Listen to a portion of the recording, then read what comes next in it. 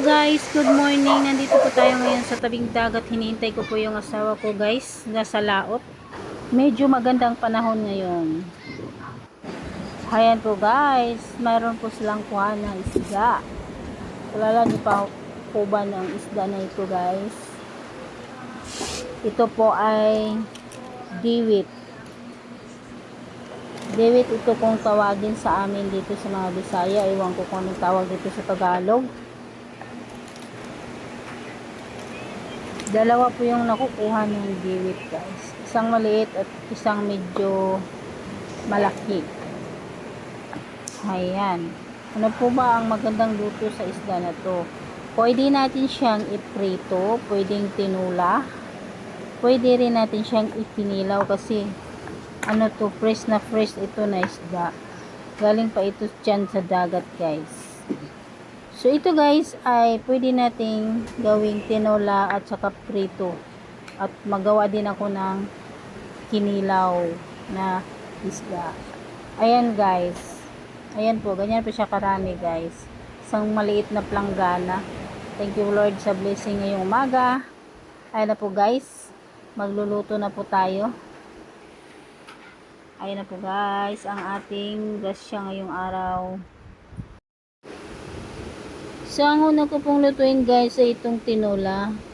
Itong mga maliit na isda ay gawin kong tinola. Kasi matamis ang sabaw nito guys. Kasi fresh na fresh. Ayan po ang ating mga lamas.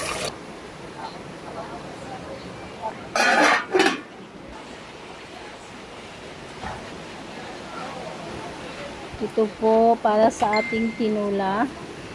At ito, magprito din ako guys. Meron akong isda dyan na parang prito. Yan. Linisin muna natin ng itong lahat bago natin ilagay sa ref. Kasi pag tumitigas na siya sa ice, mahirap na siyang linisin. Marami pa kasi siyang kunin na mga hasang. Ayan guys, kumukulo na. Ilunod na po natin yung pang tinula natin. At saka yung mga sangkap niyang lamas. Panakot.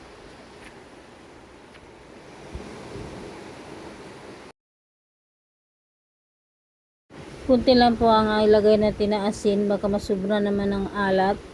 So mas mabuti na yung hindi siya masyadong maalat. So pwede naman natin siyang lagyan ng dagdagan. So ayan guys, naghihintay na po yung kumakain ng niluto natin. So ayan, tikman na po natin. Okay na po siya. Ayan, tapos na po ang ating tinola. Ngayon, mag-proceed naman din tayo sa ating niluluto na kinilaw. Ito po ang ating lulutuin. Ito po ang tawag na isda na to ay diwit. Ito po ay pwede rin sa tinula, prito at kinilaw. So ngayon gawin natin siyang kinilaw guys. So pagkatapos natin siyang mapino-pino na, so magawa din tayo ng mga, ito po para sa pinirito yung pinuputol-putol ko. Itong sa kinilaw, magawa na po tayo ng ano, ng mga lamas para sa kinilaw. Ayan, lagyan natin ng luya, sili at saka bombay at konting lemon, asin, bitchin at konting lemon at may suka na din. Mas mabuti yung sukang tuba guys yung ilagay natin. Konting bitchin lang po ang ilagay natin para hindi siya masyadong ano. Ito po ay sukang tuba. Ayan po guys. Ayan, ihalo lang po natin para ay ma-mix na po yung timpla. Ayan na po, ay tapos na po akong magluto. Ready to eat na. Tayo na, kumain na po tayo. Mayroon na po tayong 3 putahe sa iisang isda lang. Ayan guys. Thank you for watching. Kain na tayo.